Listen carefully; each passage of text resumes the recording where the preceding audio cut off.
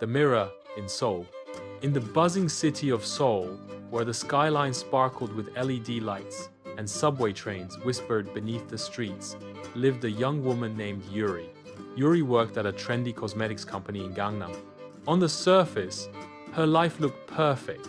High-rise apartment, flawless Instagram feed, and a wardrobe that could have been its own K-drama. But under it all, she was exhausted. Because Yuri had a secret. Every night before bed, she opened her phone and scrolled. Through influencer reels, through engagement announcements, through no-filter selfies that made her feel like a blurry extra in someone else's spotlight. She zoomed in on photos of girls with glass skin, perfect smiles, Paris vacations, and boyfriends who looked like K-pop idols. And every night, she whispered the same thing to herself. Not enough. Not pretty enough. Not successful enough. Not interesting enough. One Saturday, while walking through Insadong, she wandered into a tiny, dimly lit antique shop she'd never noticed before. The shelves were cluttered with old clocks, ceramic rabbits, dusty fans, and in the corner stood a strange, cracked mirror. It wasn't pretty. The frame was chipped. The glass was slightly smoky. Still, something about it pulled her in. "Ah, that one," said the old shopkeeper, appearing out of nowhere. "That mirror doesn't show your looks.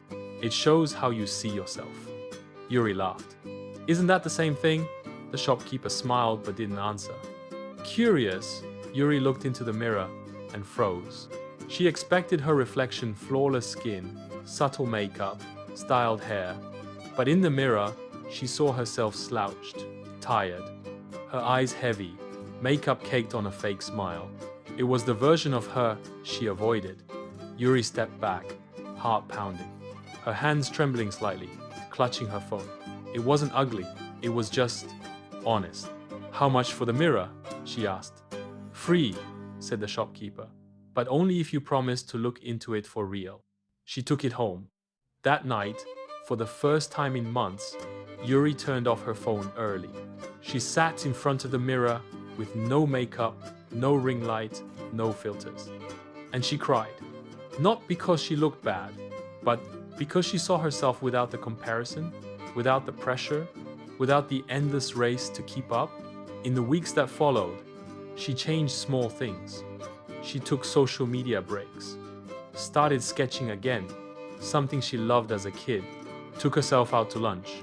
No filters, no hashtags. She still wore lipstick, still worked her job. But now, when she looked in the mirror, the real one, or the cracked one, she didn't whisper, "Not enough." She smiled and said, "I'm here, and I'm real." Moral of the story: in a world full of mirrors that reflect what others want you to be, choose the one that shows who you truly are. Comparison steals joy, but honesty gives it back.